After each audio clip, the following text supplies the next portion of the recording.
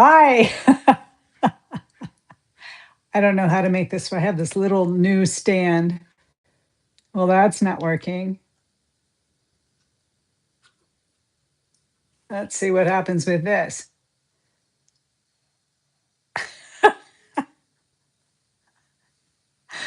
That's how I feel sometimes. I just blah, totally blown over. Morning musings from the tiny little studio on this tiny little Greek island.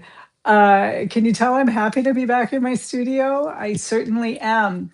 So, on today's roster is getting some of my paintings that I'll be sending back for the exhibit in Savannah, Georgia, at Paris Market, which is a great place. If you go to Savannah, you have to go through there, even if it's just to meander about and just get a feel for it. It's a different the idea of the Paris market was the owner uh, would come to France, come because I'm in Europe now.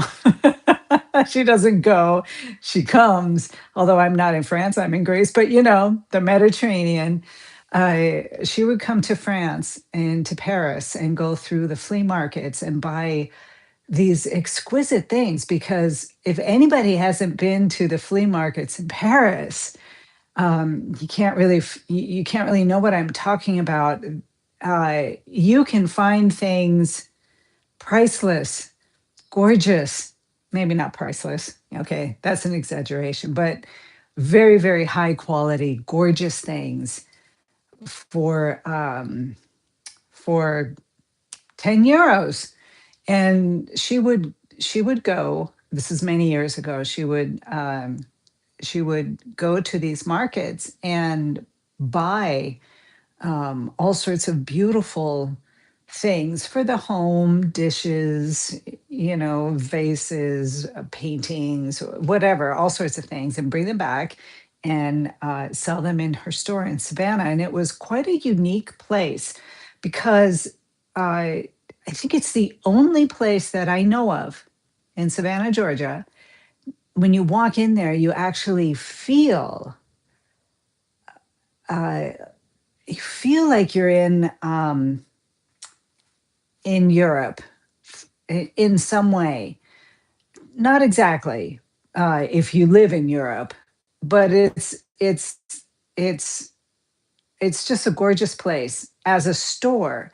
And then they added the cafe, and it has the feel. The music is always some kind of uh, old type music, light jazz, Frank Sinatra, Louis Armstrong, Ella Fitzgerald, when they play that kind of music, or it's French, uh, Charles Aznavour, and it's just nice. It's nice, and you go in and you sit and have your coffee and you mosey around the store, and it's a nice place. So I'm getting the paintings ready for there, and putting retouch varnish. I'm using Dalarani. That's what I found here. I can't remember what I have and what I don't have in my studio. It's a retouch varnish, which I like using retouch varnish because you can go back and retouch, um, and it does the job without it being a permanent uh, um, marker on the painting. Um, I I have heard of a very, very reputable artist.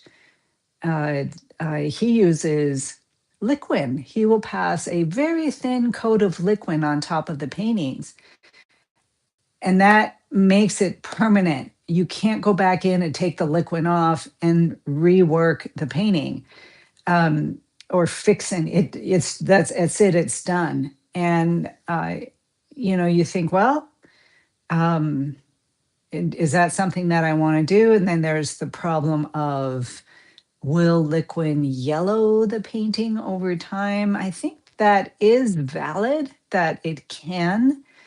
But I wonder if that has more to do with if the painting is in sunlight in some way, rather than the liquid on its own. And I honestly don't know enough about it to give you uh, a solid answer. So many things in painting, in the art world, there are no solid answers. Like, what is the solid way to create a composition? There are general rules, quote unquote, rules to go by that will help with the painting to make your painting successful or not. But those can all be broken.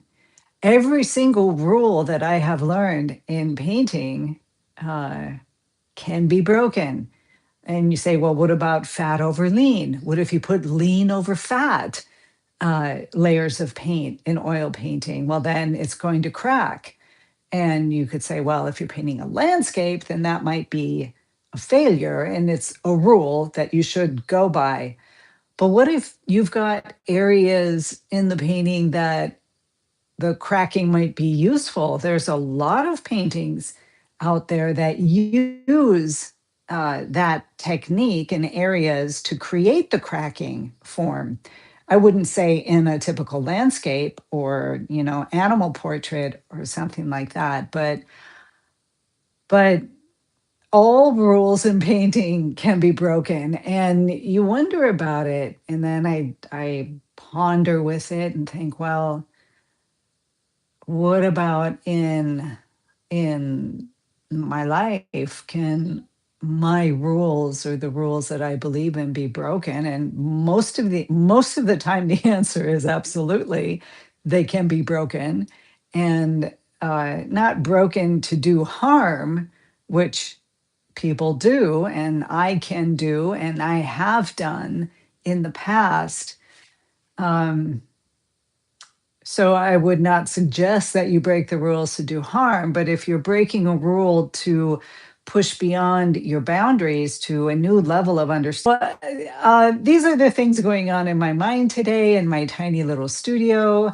Again, I am getting my paintings ready, and this is one of them that I'm going to send over, and I want to put it on a board uh, so that it can be framed and set up easy enough. So I've got that going through which ones will fit in the Paris market and which ones I should leave out.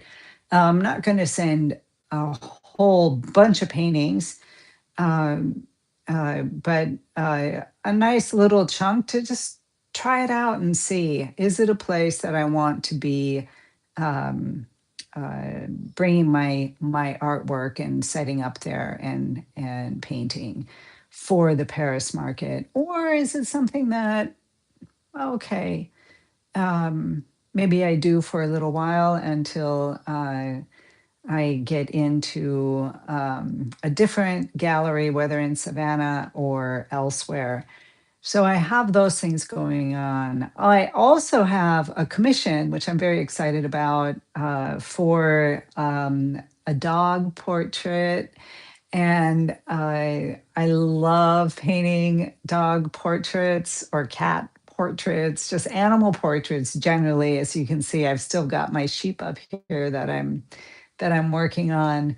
It's been a while, obviously, since I've been gone, but I really enjoy painting animals, just because I love them so much. And it's just lovely. So I'm very excited about this animal portrait that I will be doing. I'm going to get started on it, hopefully today, to start getting some sketches in and working with that.